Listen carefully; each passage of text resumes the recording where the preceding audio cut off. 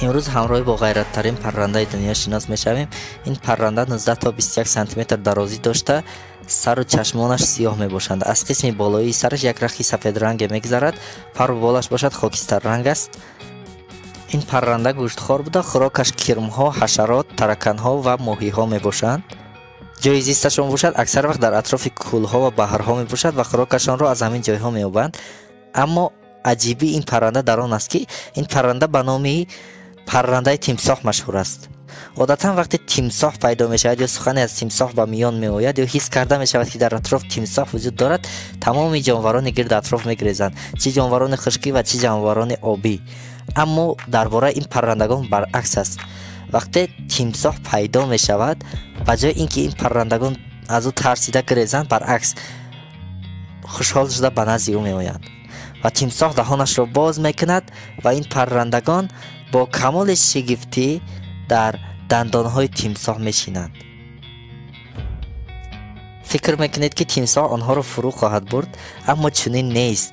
تیمساح دهانش را میکشاید.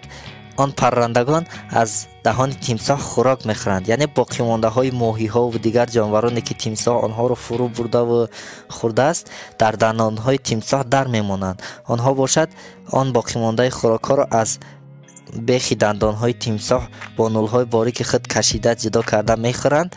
با این واسطه هم خودشان خوراک به درد میان پیدا میکنند و هم اینکه تیمساح از شر باقی مانده خوراک ها که با گذشت چند وقت میپوسند خلاص میشود. به همین خاطر این جانوران به نام جانوران یعنی پرندگان تیمساح مشهورند. گویا تیمساح آنها را به مهمانی دعوت کرده باشد و این یک رابطه دوستانه بسیار خوب بین پرنده ها و درنده ها می باشد.